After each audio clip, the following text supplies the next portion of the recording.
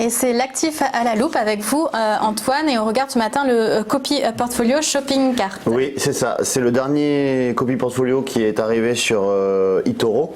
Il est arrivé au début du mois de décembre. Et alors, qu'est-ce que c'est Shopping Cart? En fait, c'est tout ce qui est lié au e-commerce. C'est vrai qu'aujourd'hui, le e-commerce a pris une part prépondérante dans les achats des ménages, on va dire.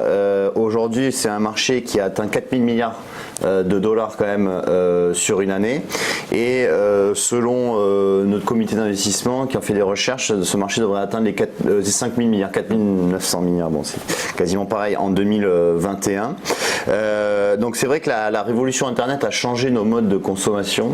Aujourd'hui on peut tout acheter sur internet, et c'est vrai qu'il y a des géants comme Amazon, Alibaba qui en ont vraiment bien profité. Et pour vous donner un exemple, c'est vrai que Alibaba par exemple en 2019 a établi quand même un record, parce qu'il y a en Chine la journée des célibataires, voilà, Single Day, et sur la journée ils ont quand même réussi à vendre pour 38 milliards de dollars. Voilà, un nouveau record. Donc ça prouve que vraiment c'est un marché en plein essor.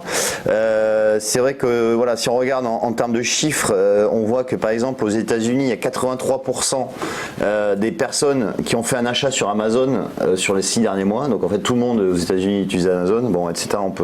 On peut en parler pendant très longtemps, mais voilà, c'est un marché en plein essor. Alors du coup, comme valeur, qu'est-ce qu'on retrouve alors dans le portefeuille? Alors il faut savoir qu'il y a 25 valeurs et qu'elles ont toutes la même pondération, c'est-à-dire que lorsqu'on voit c'est 4% de pondération pour chaque valeur, et on a donc du Amazon, du eBay, Netflix, Alibaba, Spotify que vous connaissez tous, et puis on va retrouver après des valeurs européennes. Alors il y a des valeurs européennes comme 1800flowers.com, mais il y en a peu. On est plus sur des valeurs chinoises ou finalement américaines. Est-ce que c'est un portefeuille qui est cyclique? Parce que par exemple, évidemment, il y a des pics dans le e-commerce, le Black Friday, les soldes à venir. Oui, c'est vraiment c'est assez cyclique. Ça va dépendre effectivement aussi du moral des ménages pour les pousser à consommer. C'est vrai que quand on est dans des périodes de récession, forcément, les ménages consomment moins, et donc là c'est vraiment lié à la consommation quand même.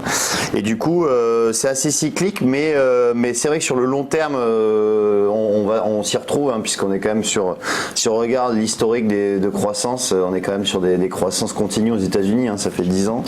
Et si on regarde les statistiques de ce portefeuille, on voit que 2019 a été une très bonne année, puisque on a fait 29% donc en 2019 de performance, et là on commence plutôt bien, on est à 2% en 2020. Bon, et donc c'est un portefeuille qui selon moi a quand même de beaux jours devant lui.